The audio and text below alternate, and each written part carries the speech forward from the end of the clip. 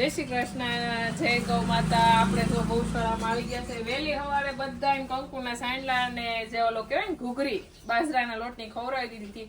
અને ખીહેરનું મહત્વ કેટલું છે એ તો બધાને ખબર જ હશે કે આજના દિવસે પિતામાં ભીષ્મ કેટલા દિવસ સુધી સૈયા ઉપર બાણની સૈયા ઉપર હુઈ રહ્યા હતા અને આજના દિવસની રાહ જોતા હતા કે આજેના દિવસે પિતામાં ભીષ્મએ પોતાનો દેહ છોડ્યો હતો.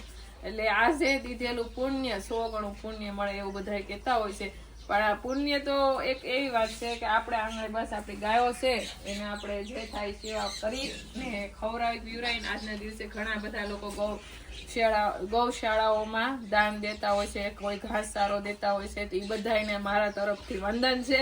કારણ કે ગા જો બચશે ને તો આપણું જીવન બચશે ને આપણું જીવન બચશે ને તો દેશ બચશે. એટલે આજ તો ભજીયા બનાવવા પડે એમ ને.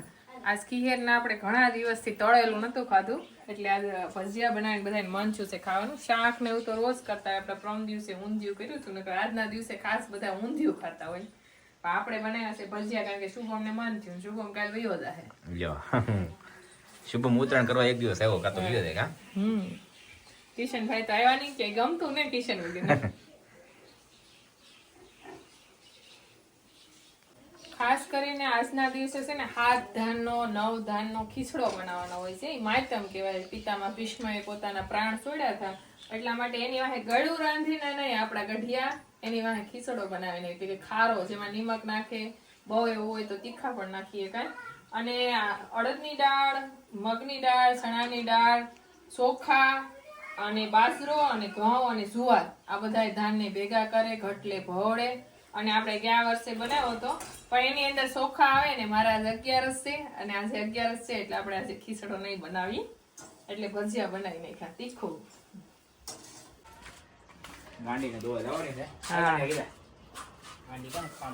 તો ઘણા દિવસથી બધા કહેતા હતા કે તમે આ જે ગાય વહેણી છે આપણી ગાંડી એનું મિલ્કિંગ બતાવો. તો આપણે આજ બતાવવાના છીએ. અને આજ મકર સંક્રાંતિનો દિવસ છે અને આજ હવા દિવસના ઓલા પપુડા વાગતા હતા કા ત્યાં સંભળાતું નતું. શુભમ નહીં તો હજી ધાબા ઉપર છે જો પતંગ સખાવે છે બધાય.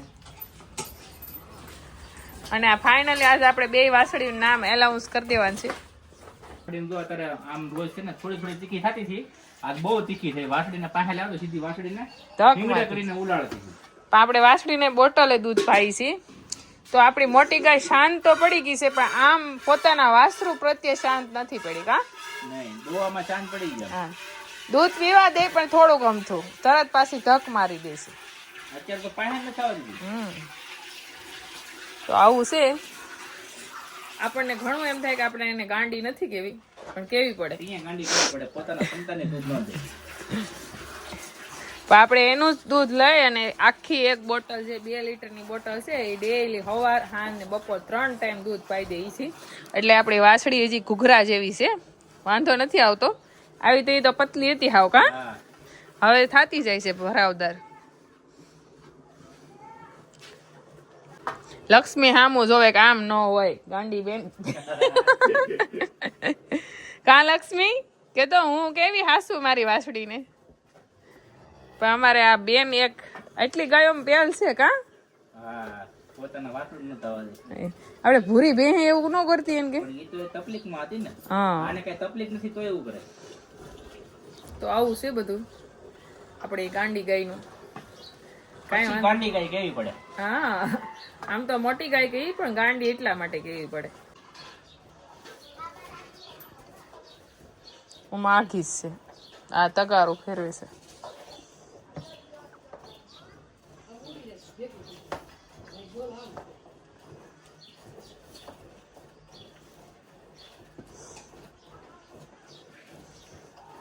પાછળની ઉમા છે ને ખાણ ખાવા આવે છે. બોલો આપણે ઘણી બધી ગાયો હમાઈ જાય એમ છે પણ આમ કવરાવે છે ખાવા પીવામાં કા.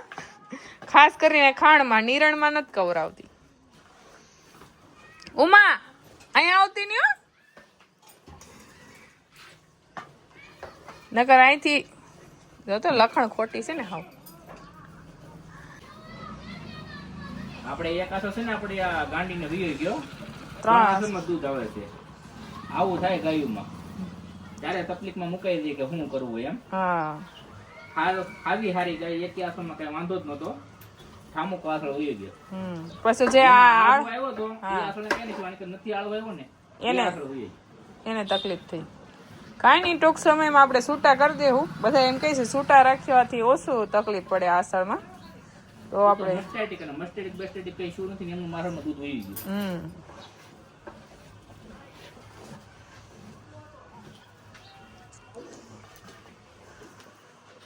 તો આપણું મોટી 3 આસળનું મિલ્કિંગ થઈ ગયું છે. હવે 1 આસળનું જોવે છે. દૂધ તો આવે છે પણ ઓછું આવે. કા બસ એટલું જ આવે. 2-3 હેડ ઉઈ ગયું. લો બસ. પણ આવે તીખી તો પણ દાળ ભાતની મરસી જેટલી તીખી. ઉમા આઘી રહે છે. ઉમા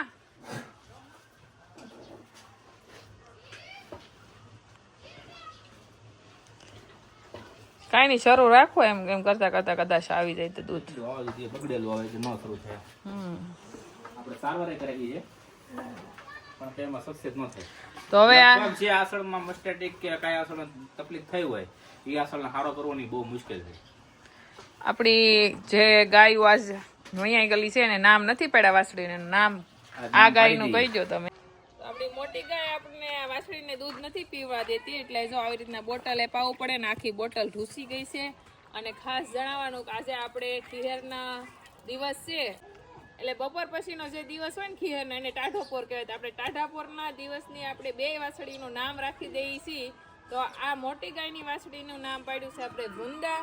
અને આપણે જે કંકુની વાસળી જે લગભગ કેટલી મહિના દિવસની થઈ ગઈ છે ત્યારથી વિચારતા હતા તો એનું નામ આપણે જે ગમતું હતું ને એ નહીં પણ અલગ જ પાડ્યું કે જે કંકુની વાસળીનું નામ છે કેસર. તો તમને કેવું લાગ્યું ખાસ કમેન્ટ કરી દેજો.